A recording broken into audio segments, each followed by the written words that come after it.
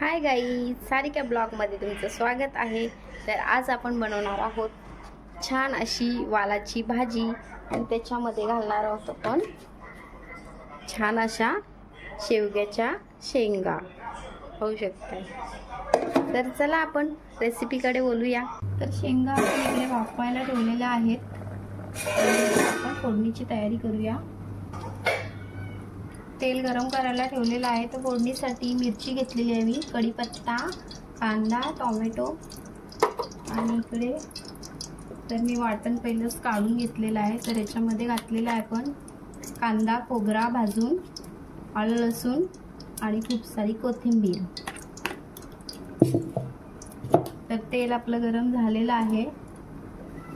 चला आपण फोडणी घालूया।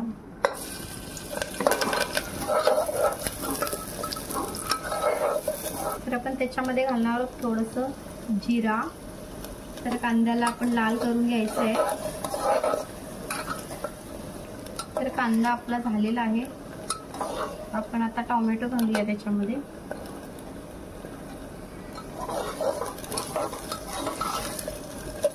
तर आपला कांदा टोमॅटो छान शिजलेला आहे। आपण त्याच्यामध्ये घालणार आहोत आता वाटण।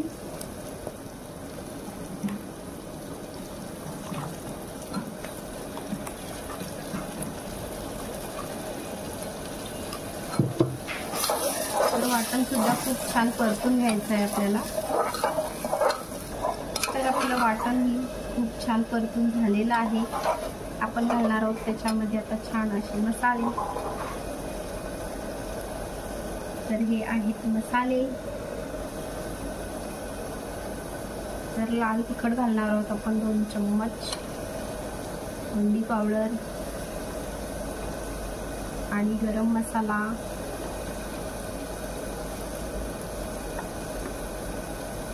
तर आपण चवीनुसार मीठ घालणार आहोत।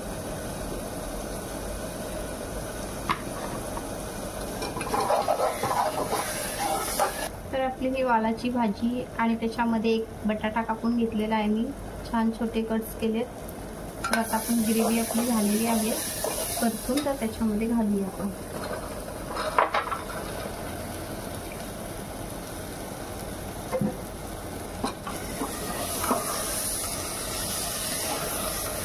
तर आता आपण घालूया त्याच्यामध्ये पाणी।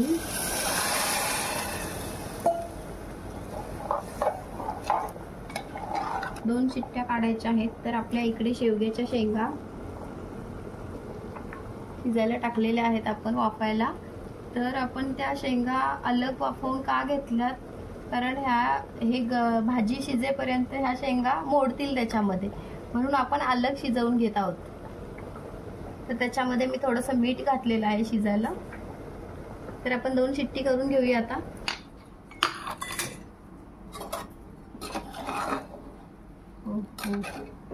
होऊ शकतंय काय छान तरी आलेली आहे।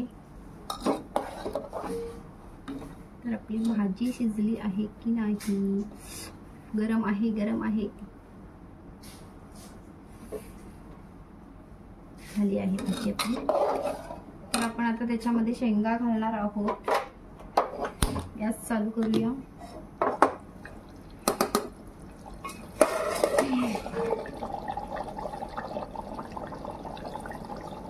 आपण शेंगा घातल्या असत्या तर त्या तुटल्या असत्या पूर्ण, म्हणून आपण अशा उखड काढून मग टाकलेल्या आहेत ते।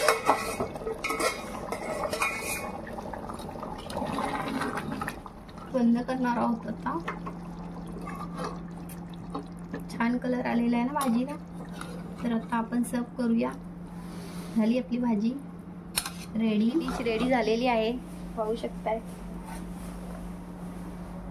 तर काय काय आहे डिश मध्ये पाहू। भाजी आपली खूप छान तरीदार रेडी झालेली आहे। तुम्ही ह्या भाजीमध्ये नक्कीच कमेंट मला सांगा की कशी झाली भाजी।